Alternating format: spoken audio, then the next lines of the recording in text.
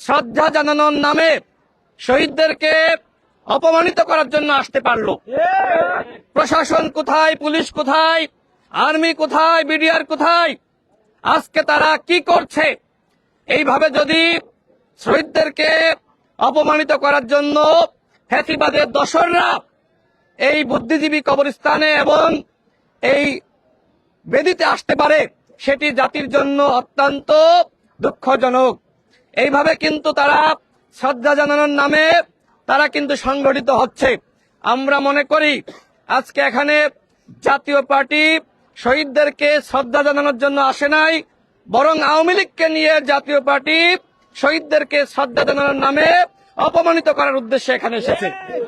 আমি সরকারকে বলবো, এই বিষয়গুলো আপনারা গুরুত্ব দিচ্ছেন না। আপনারা মনে করছেন জাতীয় দিবস, এই দিবসে যে কেউ আসতে পারে। আমাদের স্পষ্ট কথা, ওই যে কেউ আসতে পারে এটি আমরা মানব না। আমার ভাই হাদি হাসপাতালের বিছানায় কাতরাচ্ছে, আজকে তাকে হত্যার উদ্দেশ্যে গুলি চালানো হয়েছে। হাদি সম্পর্কে আপনারা সাংবাদিক ভাইরা জানেন, একজন মেধাবী সন্তান। যেমনি ভাবে স্বাধীনতা অর্জনের আগে 14ই ডিসেম্বর এদেশকে মেধাশূন্য করার জন্য পাকিস্তানের এবং ভারতীয় দোসররা সম্মিলিতভাবে চক্রান্ত করেছিল। অনেকে প্রশ্ন করে থাকবেন যে কিভাবে ভারত জড়িত, সেটি আমাদের মুক্তিযোদ্ধারা পরবর্তীতে বলেছে। স্বাধীনতার পরে বাংলাদেশ থেকে সম্পদ কিভাবে ভারত লুটে পুটে নিয়ে গেছে সেই কথা কিন্তু আমরা জানি। ঠিক একইভাবে স্বাধীনতার পরে যাতে আমরা সবসময় ভারতের কাছে মাথা নত করে থাকি, বাংলাদেশ কখনোই মেরুদণ্ড সোজা করে দাঁড়াতে না পারে, সেজন্য ওই স্বাধীনতার কাছাকাছি সময়ে ভারত কিন্তু চক্রান্ত করেছিল বাংলাদেশকে মেধাশূন্য করার। ঠিক একইভাবে আমরা লক্ষ্য করছি স্বাধীনতার 54 বছরে বাংলাদেশকে কিভাবে মেধাশূন্য করা যায়, সেই পরিকল্পনা চক্রান্ত কিন্তু কখনোই বন্ধ ছিল না। এবং সর্বশেষ আমরা দেখলাম সেই চক্রান্তের অংশ হিসেবে উসমান হাদিকে হত্যার উদ্দেশ্যে গুলি চালানো হয়েছে। সরকারের উদ্দেশ্যে বলতে চাই, আপনারা কিন্তু এখনো পর্যন্ত আসামিদেরকে গ্রেপ্তার করতে পারেন নাই। স্বরাষ্ট্র উপদেষ্টা আপনি কি করছেন? আপনি যদি এইভাবে দায়িত্ব পালন করতে না পারেন, দায়িত্ব ছেড়ে দেন। প্রয়োজনে ছাত্র জনতা ঠিক করবে বাংলাদেশের স্বরাষ্ট্র উপদেষ্টা কে হবে। গণঅভ্যুত্থানের সময় আমরা ঠিক করি নাই যে বাংলাদেশে শেখ হাসিনা আওয়ামী লীগ থাকবে কি থাকবে না। ঠিক একইভাবে আজকে আপনারা দায়িত্ব পালন করতে পারছেন না। এইভাবে সুষ্ঠু নির্বাচন কোনোভাবেই করতে পারবেন না।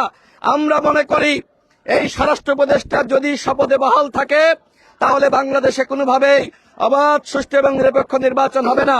আমাদের একটি কথা, সেটি হলো বাংলাদেশে শুধুমাত্র সুষ্ঠু নির্বাচন হলে হবে না, আগামী নির্বাচন হতে হবে ফ্যাসিবাদ মুক্ত নির্বাচন।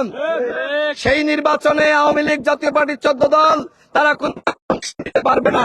আমরা জানতে পারছি স্বতন্ত্র আওয়ামী লীগ নামে আওয়ামী লীগের পদধারী নেতারা যাদের পদ পদবি ছিল, তারা আগামী নির্বাচনে স্বতন্ত্রভাবে অংশ নেওয়ার পায়তারা করছে।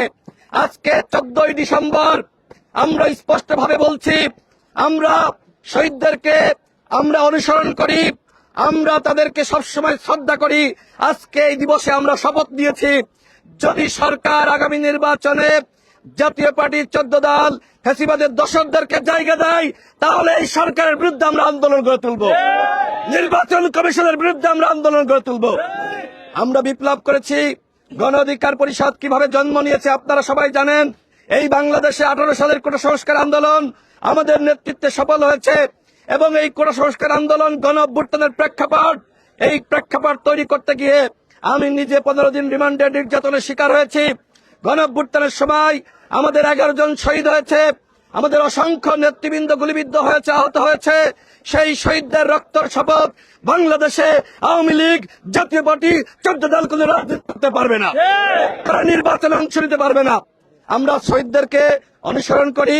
আমরা মনে করি স্বাধীনতার 54 বছরেও সাম্য, মানবিক মর্যাদা, সামাজিক সুবিচারের ভিত্তিতে একটি বাংলাদেশ আমরা গঠন করতে পারি নাই। 24 আমাদেরকে সুযোগ দিয়েছে, সেই সুযোগ অবশ্যই কিভাবে আমরা সম্পন্ন করব সেটি নিয়ে প্রত্যেকটা দলকে ভাবতে হবে। আমি সর্বশেষ বলি, আজকে আমাদের মধ্যে যে বিভাজন, এই বিভাজনের সুযোগ দিচ্ছে আওয়ামী দুর্বৃত্তরা, ফ্যাসিবাদের দোসররা। সুতরাং বিএনপি, গণ অধিকার পরিষদ, জামাত ইসলাম সহ